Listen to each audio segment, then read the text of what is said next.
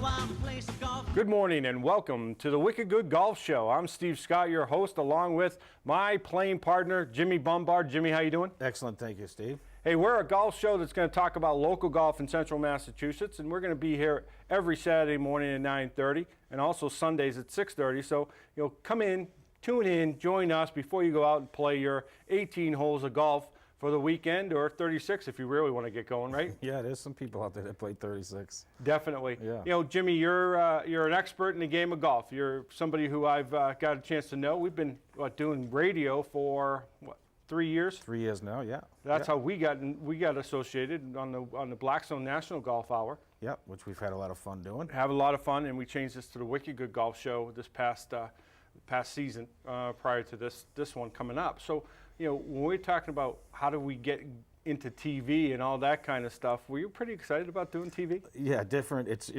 even though I think we both have the face for radio, as they say, that term is out there, but very excited because especially when we're talking tips and everything, the visual obviously is a huge piece to it, and I'm looking forward to, through this series, to give some nice tips where people can actually see instead of just trying to describe it to them. So that's one area for sure. Yeah, one area also is to highlight the local courses and the local players who are doing so much in the game of golf in central Massachusetts. And there's so many great courses that are out there for you to go out and play. 9 holes, 18 holes, championship courses, private courses, public courses, many of them. All kinds of courses, which fits the needs of all types of players.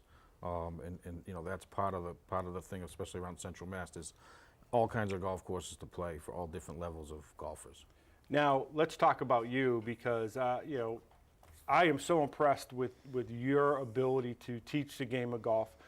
You actually lowered my handicap last year from, I think at one point it was 18 to about a 14, so I dropped four strokes in 1 year. Proof is there that I'm a very good teacher. Yeah, definitely a very good teacher. If you can take me and do anything with me, it's pretty good. But how did you get started playing golf? It must have been as a young child. Yeah, actually it was when I was 12. My dad actually, the range is still there, but it's not open, the one over in Westborough. It used to be near the Honolulu restaurant. Oh, I remember, yeah, definitely. It's still there, it's just, beat up, but my dad, family of 8 kids, and we used to go there and work, especially in the summer during the day. And my dad's rule was hit as many as you want, you're the ones picking them up. So we didn't really have a picker. The 8 kids were the pickers with the little tubes. So that's how we operated, but that got me interested in, at first, hitting golf balls. And then, occasionally my dad, when he started to play, who was an avid golfer, he would take me along with him. And, first time I remember an old Lincoln Country Club over on where the Sheraton is now, yep. up in Worcester. And he'd take me and I'd walk along, and occasionally he'd let me hit a shot. So it'd just kind of go, and then I just started playing as a kid. And then picked it up pretty quickly, actually. And then you wound up, playing in high school, and you went to college, and you played. The story goes that you were going to go play somewhere else, right? Yeah, I played. You played down south. I played my first St. John's. I played St. John's High School, and I went there as a sophomore. And from there, my first year out, I got a scholarship to a Division I school called Weber State out in Ogden, Utah, and went out there. Loved the place, loved the area, and I actually hurt myself. I hit a rock and I hurt myself. So then I took a year off from that. In New England, you didn't hit rocks, but in Utah, you hit a rock. And yeah, I hit one, and so basically, obviously, I couldn't play. Actually, I couldn't play golf for a year. Took a year off from playing because the only thing I could fix it was rest.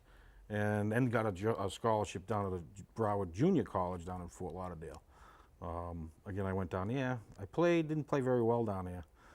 It was almost like when I came back from there, went back to Worcester State, that my game actually really started playing well. What would you attribute that to? I don't know. I think maybe just experience, because all that other stuff was just experience. I mean, I played pretty well some junior tournaments, nothing really great.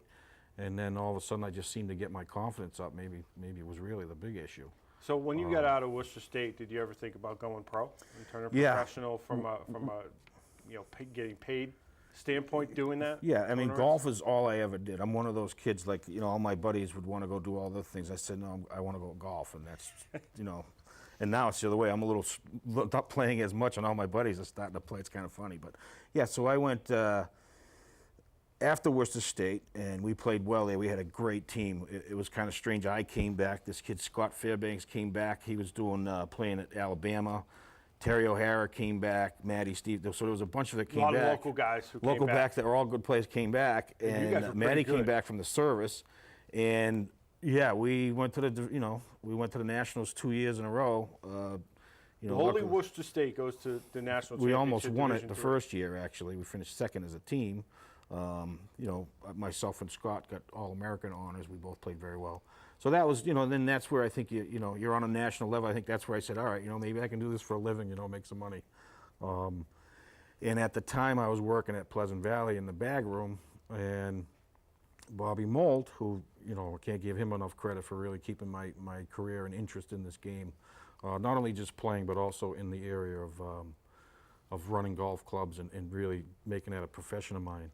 And he, at the time, was going back and forth to South Africa, so he talked me into going over there. That's so one of your highlights, going to South Africa. It was, I turned pro, and I was looking forward to going over there and see how I did on, at the time, I think that was like the third biggest tour, so it was a nice tour. You had America, you had Europe, and maybe Asia. Maybe it was like the fourth tour. So I went over there for 2 months. I didn't play very well.